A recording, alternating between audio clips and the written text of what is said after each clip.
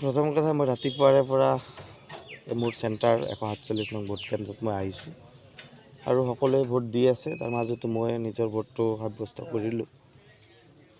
ভাল লাগিছে যে প্ৰতিকূল বতৰকো নেওচি সকলোৱে গাঁৱৰ সকলো মানুহে নিজৰ ভোট প্ৰদান কৰাৰ কাৰণে ভাৰতীয় সংবিধানে দিয়া যি অধিকাৰ সেই অধিকাৰক সাব্যস্ত কৰাৰ কাৰণে সকলোৱে ওলাই আহিছে। সকলোৱে বিচাৰে যে আমি গণতন্ত্ৰক ৰক্ষা কৰোঁ আৰু গণতন্ত্ৰক আগুৱাই লৈ যাওঁ।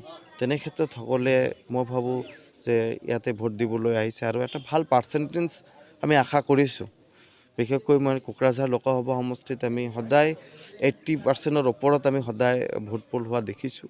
তেনে ক্ষেত্ৰত এইবেলি যদি বতৰে কোনো বিধি পথালি নিদিয়ে তেতিয়া 85% 90লৈকে আমি আশা কৰিব পাৰোঁ।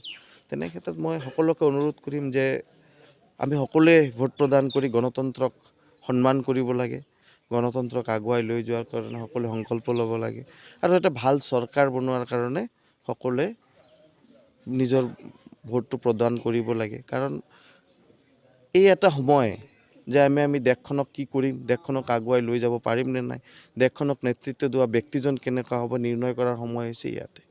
আৰু সেই সময়ত ৰাইজক মই অনুৰোধ জনাম যে সঠিক সময়ৰ সঠিক সিদ্ধান্ত যদি আমি ল'ব নোৱাৰোঁ তেতিয়াহ'লে হয়তো বহুত ক্ষতি হৈ যাব। সেইকাৰণে দেশখনক আগুৱাই লৈ যোৱাৰ কাৰণে সকলোৱে নিজৰ ভোটটো প্ৰদান কৰিব লাগে আৰু বিকাশৰ যাত্ৰাত সকলোৱে ভৰি দিব লাগে, সকলোৱে সহায় আগবঢ়াব লাগে। সেই আশা মই কৰিম।